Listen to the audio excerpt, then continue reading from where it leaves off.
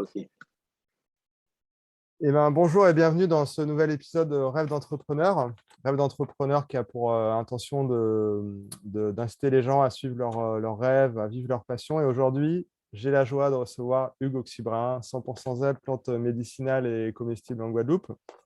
Mhm. Alors, c'est particulier parce que Hugues, je le connais personnellement, j'ai déjà participé à ses ateliers. C'est vraiment génial ce qu'il fait. Je trouve qu'il incarne parfaitement en fait, ce profil de personne passionnée qui décide de passer le pas.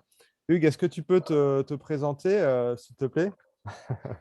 Moi, c'est Hugues, j'ai 34 ans, donc je suis né en Guadeloupe, j'ai vécu en Guadeloupe et je fais une partie de mes études en France et depuis 4 ans maintenant, je suis revenu avec ma compagne, mes enfants, on est en Guadeloupe maintenant. Donc, je suis avant tout un passionné de nature, de plantes. J'ai des études en agriculture et en éducation. Et sinon, mes passions, c'est de créer tout le temps, créer, innover, faire des choses. Voilà. Excellent. Est-ce que tu peux nous décrire, Hugues, s'il te plaît, ton déclic? À quel moment tu t'es dit, allez hop, c'est bon, c'est décidé, je me lance, je vais partager ma passion pour les plantes médicinales et comestibles et je vais organiser des ateliers, conseiller des gens, etc. En fait, c'est au retour d'un voyage en Haïti qu'on avait fait. Et là-bas, en fait, je vois que spontanément, les enfants de 8 ans, les petits-enfants, ils savaient transformer le cacao. Ils savaient préparer leur tisane, ils savaient faire des choses avec des plantes que nous, en fait, on ne faisait plus ici. Alors qu'on le faisait aussi il y a quelques temps. Je me suis dit, il faut reprendre ça en main. Et je me suis dit, sinon on ne le fait pas, qu'est-ce qu'il va le faire? Donc, ça a été un déclic pour moi. Hmm. Super.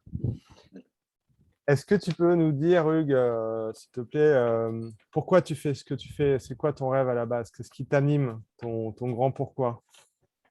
Et en fait, pour moi, faire ça, c'est naturel. C'est-à-dire que je ne me vois pas, je l'ai fait, hein, je ne me vois pas me lever, aller travailler juste pour gagner de l'argent, pour payer des trucs. Ça, je ne comprends pas ce style de vie, en fait. Pour moi, il faut que ce qu'on fait, ça ait un impact pour les générations futures. Et en fait, pour moi, mon domaine, c'est ça. Donc, j'agis dans ça. Donc, voilà, pour moi, c'est tout à fait naturel. Je ne me vois pas faire autre chose et autrement. Ok.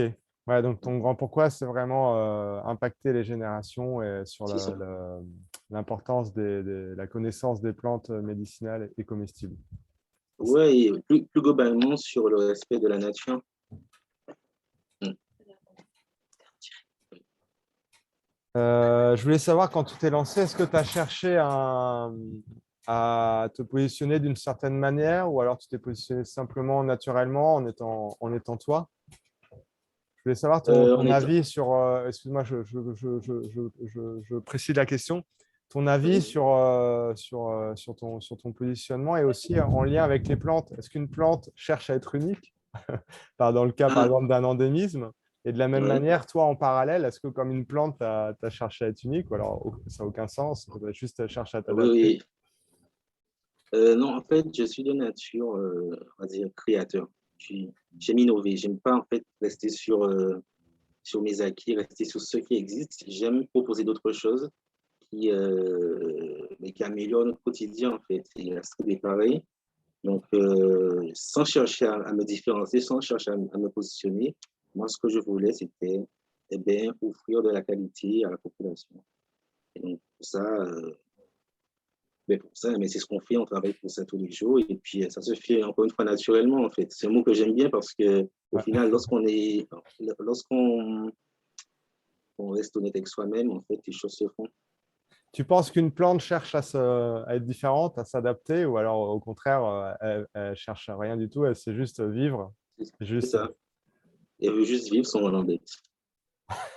Et elle se défend. Et puis, quand l'embête, elle se défend. Mais avant tout, elle veut juste vivre et profiter de ce qui l'entoure, en fait. Ce serait juste le désir de vivre de la plante qui va lui faire développer des caractéristiques uniques pour s'adapter à son C'est milieu. ça. C'est ça. En fait, son but, c'est de vivre, mais aussi d'assurer un environnement propice pour ses futures générations. Hmm. C'est-à-dire que lorsqu'elle grandit, bien entendu, elle prend le maximum d'informations pour donner à ses graines pour pour que ces graines puissent mieux germer et mieux résister à l'environnement qui l'entoure. Quand tu t'es lancé, est-ce que tu t'étais dit, tiens, j'ai envie de travailler de cœur à cœur avec un type de personne en particulier, ou au contraire, ça s'adressait vraiment, je ne sais pas, par exemple, à des scolaires, ou alors des amoureux de la nature. Enfin, est-ce que tu avais réfléchi à ça un petit peu de la même manière que quelque part, on pourrait faire la parallèle encore avec la plante, avec son pollen, Ouais, qui va ouais. attirer tel ou tel type d'insecte? Je voulais savoir, avoir ta vision là-dessus. En fait, non, on ne voulait pas forcément sauver le monde euh, ou faire les gens changer d'avis. Par contre, on avait conscience qu'il y avait des gens qui avaient la même philosophie que nous, mais qui n'avaient pas d'outils et d'espace sur place. Donc, nous, c'est plutôt ces gens-là qu'on visait, en fait, les gens qui voulaient le faire. Donc, il y a des écoles qui sont dans cette philosophie, il y a des centres, il y a des hôpitaux, il y a des particuliers, il y a des agriculteurs, des professionnels qui sont dans cet état d'esprit. Donc, c'est vraiment eux notre style. Après, les écoles qui ne sont pas dans cet état d'esprit, on ne travaille pas avec elles. Les particuliers qui ne sont pas dans cet état d'esprit, on ne travaille pas avec eux. C'est vraiment une philosophie qu'on partage avec ceux qui sont déjà dans cette démarche. On ne cherche pas à changer le monde ou à faire. Voilà, c'est ça notre idée, en fait, notre philosophie. Est-ce qu'il y a quelque chose de l'ordre de chercher à travailler Ah oui, oui, je vois ce que tu veux dire, oui. Mais justement, je voulais avoir ton avis sur le côté, tu dis, on ne cherche pas à sauver le monde, parce que hier, j'ai discuté avec une personne géniale et il disait, en fait, la Terre n'a pas besoin d'être sauvée, elle a juste besoin qu'on l'aime. Et il disait, ce qui était, lui, hyper Oui, important pour lui, c'était la notion d'émerveillement, en fait, d'amener les gens à s'émerveiller, parce qu'une fois c'est qu'on est ça. émerveillé avec la nature, eh ben après, on ne va pas vouloir la détruire. Oui, ouais, je suis d'accord avec ça, en fait. C'est-à-dire qu'à un moment donné, il y a des gens qui s'arrêtent et qui regardent et qui voient qu'au final, on est bien. Il y a des belles choses qui nous entourent, mais on n'a pas pris le temps de les connaître, de vivre avec. Et donc, ces gens, en fait, qui ont besoin d'avoir plus d'informations, qui ont besoin de mieux se connecter, entre guillemets, avec cette nature-là, nous, on est là pour les accompagner. C'est là où je te dis que c'est vraiment ceux qui sont déjà dans la démarche avec qui on travaille, parce qu'en fait, tu le vois avec la situation actuelle, ceux qui ne sont pas convaincus, mais ils ne sont pas convaincus, hein. On peut dire tout ce qu'on veut, ils ne sont pas convaincus. Donc, l'idée, c'est d'avancer, de donner plus d'outils, plus de qualité pour que les gens puissent s'émerveiller, comme tu dis. Ok, merci. Merci Hugues pour ce partage. Je voulais savoir maintenant, est-ce que vous vous étiez dit quand vous avez commencé, bon, nous, il y a certaines choses qu'on ne veut pas faire, ou est-ce que vous avez appris au fur et à mesure? Est-ce que tu pourrais partager ça? Oui, hein, enfin, par rapport à notre philosophie, on voulait, comme on te dit, hein, rester le plus local possible, le plus résilient et le plus honnête avec nos valeurs. Et donc, il y a certaines choses, en fait, certains magasins, certaines collaborations qu'on ne pouvait pas faire forcément parce qu'ils avaient une philosophie qui allait contre ce que nous, on voulait montrer. C'est-à-dire que nous, on veut montrer qu'on peut produire le local de A à Z, donc on ne pouvait pas travailler avec des produits importés, par exemple. Tu vois ce que je veux dire? Donc, c'est un peu ce genre de limite qu'on s'est mis et ça a été des limites qui nous ont permis de créer plus de choses parce qu'au final, si on n'utilise pas ce qui vient d'ailleurs, il faut sur place créer. Et ça nous a permis de faire du réseau, créer des choses et de montrer que c'est possible, quoi. Hmm, super. J'aimerais avoir ton regard maintenant, parce que c'est vrai qu'on le sait que le parcours de l'entrepreneur passionné se met d'embûches. Je voulais savoir Mhm. quel était ton regard sur justement comment tu vois la notion entre guillemets d'échec ou d'embûche dans la vie de porteur de projet passionné. Et puis ensuite, à contrario aussi, la réussite. Comment tu identifies ça? Euh, Encore une fois, bon, après, c'est des grands mots. Moi, déjà, je ne me considère pas comme un entrepreneur. Tu vois, comme on dit ici, je porte une gamme, c'est-à-dire que je, je travaille, tu vois. Et je pense qu'il faut déjà être bien entouré. Bien entouré. Et quand on est bien entouré, en fait, on peut faire face à l'échec, mais aussi à la réussite. Parce que lorsqu'on réussit aussi, parfois ça te monte à la tête, tu peux aller très loin, faire n'importe quoi. Donc, quand tu es bien entouré, donc moi, ma compagne, ma famille, mes amis, tous ces gens-là, en fait, sont une base hein, qui me permettent de rester sur le bon chemin. C'est-à-dire, je prends les décisions qu'il faut quand il faut parce que ces gens-là sont là et ils me regardent de très près. Ok. Donc, en fait, pour répondre concrètement à ta question, pour l'instant, l'échec, ça ne me parle pas, on n'a pas connu d'échec. On a eu des moments bas, on a eu des moments très hauts, mais je n'ai pas connu forcément d'échec jusqu'à présent. J'aimerais, ouais, mais c'est de ça que je parlais, des hauts débats, en fait. Mais tu as raison de préciser que, en fait, c'est. Ouais. Et justement, je voulais savoir quelle était ta vision. Alors, c'est des grands mots, mais c'est pas grave, c'est exprès que je sors ça.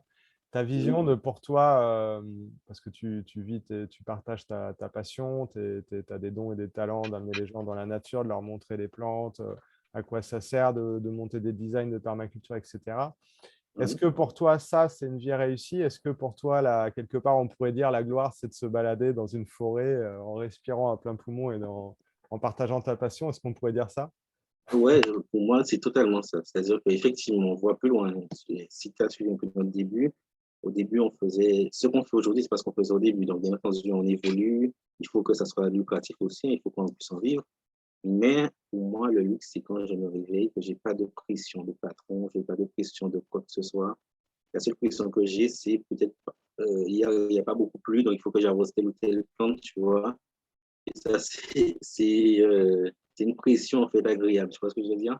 Et le fait de pouvoir évoluer dans ce milieu-là, parce que je ne côtoie que de la vie tous les jours, je côtoie des plantes, des petites bêtes, etc. Et je me sens en vie, quoi, tout simplement.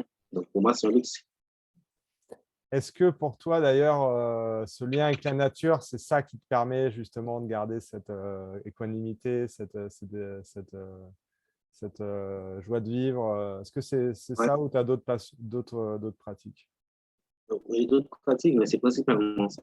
C'est-à-dire que le fait de pouvoir juste regarder, c'est-à-dire que les plantes à fleurs, par exemple, juste de voir leur première floraison, mais ça me met bien pendant plusieurs heures dans la journée, tu vois. Parce que j'ai vu que la plante est partie d'une graine et maintenant ça fait une fleur, tu vois. Les premiers fruitiers aussi, les premières saisons de mes fruitiers aussi, c'est des moments magiques en fait. Et ça, il n'y a rien qui peut le remplacer. En fait, je ne sais pas si tu te rends compte, tu es un être humain, mais tu es capable d'interagir avec des végétaux à qui tu ne parles pas. Et pourtant, eh bien, ils me nourrissent et pour en même temps, je les permets d'évoluer. C'est un peu de la magie, hein, si tu réfléchis bien. Ouais, miraculeux, miraculeux. Ouais, ouais. Tu parles à tes plantes quand même, tu dis que tu ne leur parles En, pas. en quelque sorte, oui. Peut-être pas un langage oral comme on le fait maintenant, mais en quelque sorte, oui, je leur donne des informations. Et elles aussi me donnent des informations. Comme ça, on interagit ensemble. Je voulais savoir comment tu gères justement en fait à la fois cet ancrage à la terre que tu as. On peut dire que tu as vraiment les pieds sur terre pour le coup et les mains dans la terre même carrément. Et Ouais. comment tu gères pour à la fois quel est ton rapport au temps? C'est-à-dire tu as un rapport à l'instant présent qui est très ancré dans la terre. En même temps, bah, tu as des objectifs que tu te fixes. Je voulais Oui. savoir quel était ton regard sur les projets, les objectifs à long terme. Est-ce que tu te projettes vraiment loin ou comment tu fais pour gérer ça? Mais en fait, comme je disais, moi, je suis de nature où j'anticipe beaucoup. Et quand tu fais du jardinage, tu es obligé d'anticiper les saisons, des choses. Donc, j'anticipe beaucoup les choses. Et ça me permet, en fait, de ne pas être bousculé dans le présent. C'est-à-dire qu'il y a des choses que j'ai déjà anticipées. Derrière cela aussi, comme je dis, on est à deux. Donc, Astrid aussi, elle anticipe encore plus.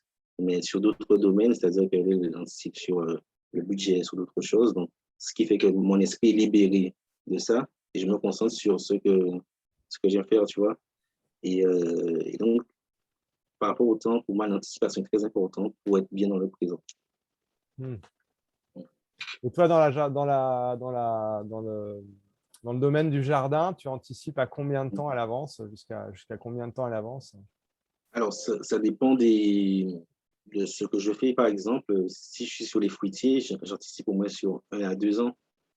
1 à 2 ans, les actions, en fait, pour savoir à quel moment je vais récolter tel ou tel fruit. Pour les plantes herbacées, j'anticipe sur le mois, là, par exemple, tu vois, en décembre, qu'est-ce qu'on aime? C'est groseille, pays, c'est igname et tout ça. Mais pour l'avoir, il faut que je l'ai planté, tu vois. Et donc, au mois de juin, j'avais déjà anticipé, tu vois. C'est ce que je te dis, c'est selon les plantes.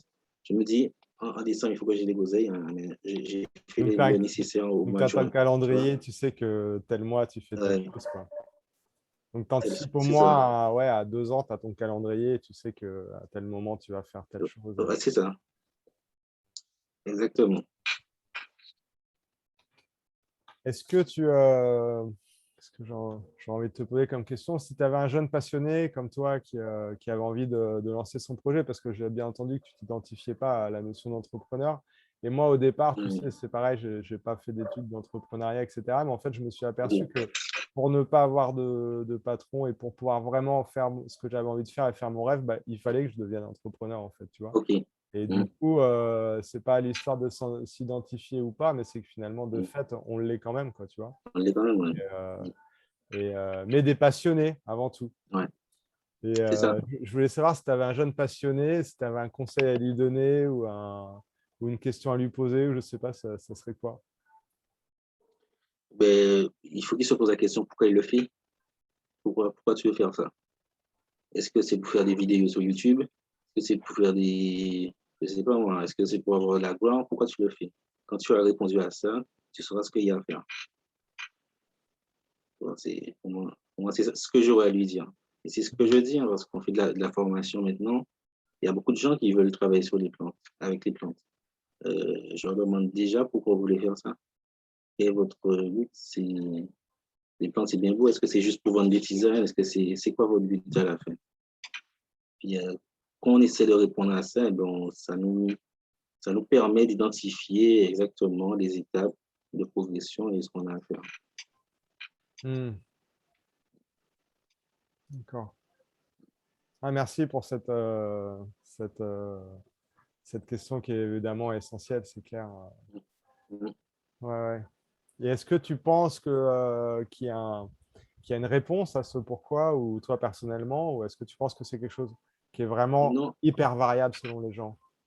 en fait, je pense que c'est chaque personne a sa réponse différente. C'est-à-dire que, par exemple, dans notre groupe de formation, il y a beaucoup qui veulent faire des tisanes, mais chaque personne veut faire ça pour une raison précise. Mais c'est en fonction de cette raison-là que tu vas choisir tes plantes, que tu vas choisir ta philosophie de production et tout ça. Donc, il faut vraiment te poser cette question-là pour ne pas partir dans tous les sens et surtout copier ce qui se fait déjà et faire de la concurrence inutile à des gens qui sont installés, alors que toi, tu peux innover, apporter ta touche parce que ce que tu veux faire, en fait, il n'y a que toi qui veux le faire, en fait, au final. Hmm. Ah, justement, c'est vachement intéressant. Je rebondis quand même là-dessus parce que c'est super.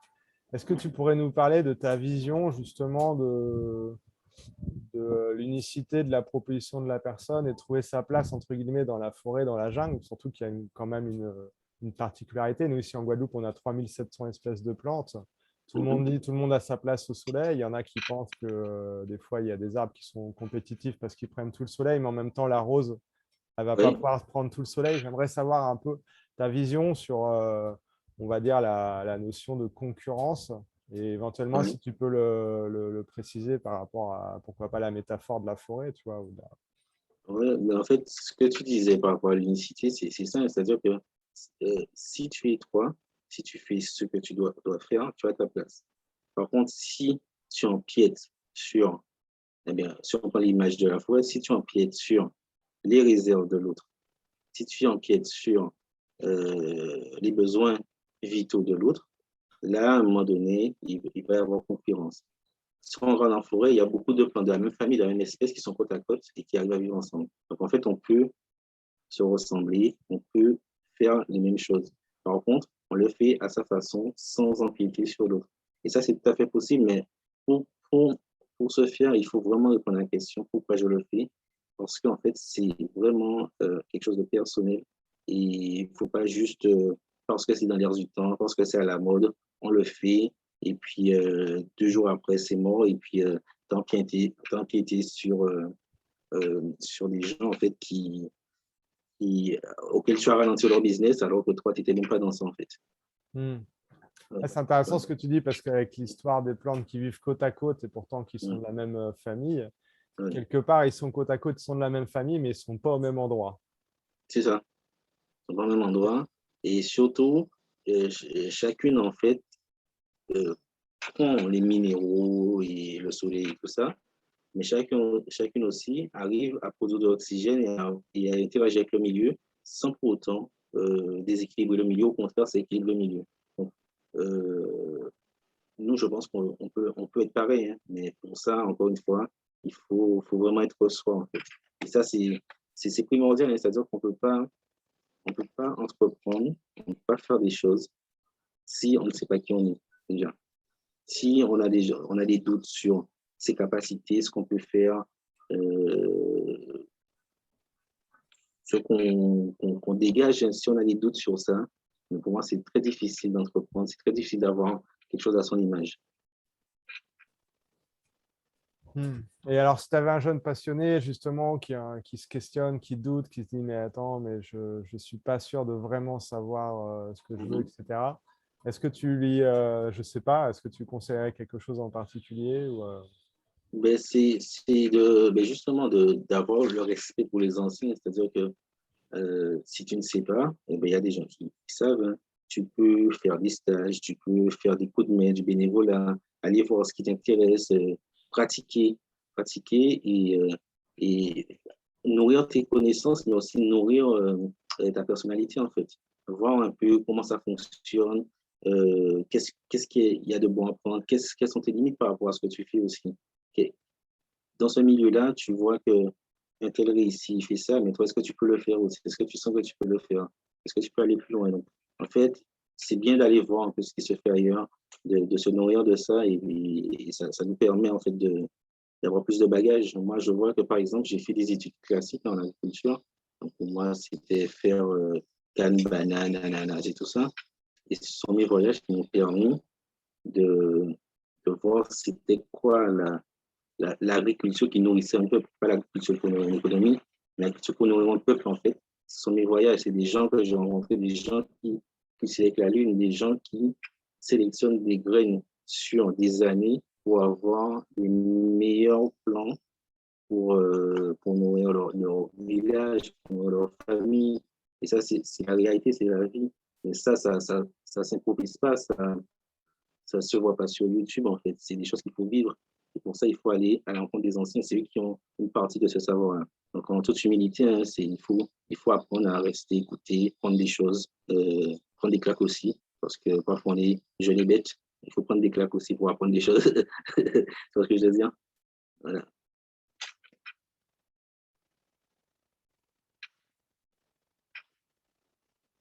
Je t'entends pas. Excuse-moi, est-ce que j'ai la. Moi-même étant dans un grand espace naturel, vu qu'il y a des bruits, j'ai coupé le micro. Est-ce que tu Ah, aurais d'accord. encore autre chose à ajouter, une autre chose? Chose à ajouter, qu'est-ce que je pourrais ajouter? Vive la vie, hein. Je sais pas.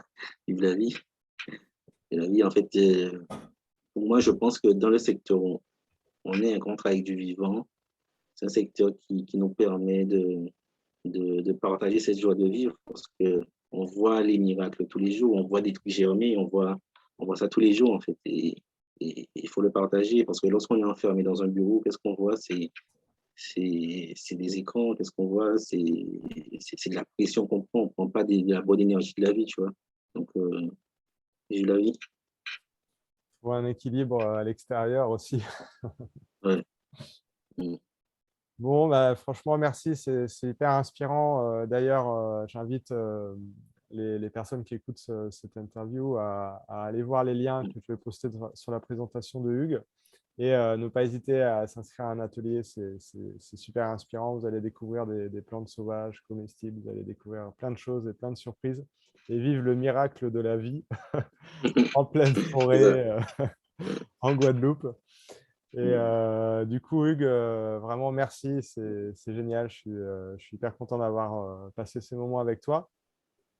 Ok. Je vais te laisser aller t'occuper de ton jardin et de tes plantes et de tes affaires. Exactement. Mille merci, je vais interrompre la vidéo et à très Ok, bientôt. Merci. à bientôt.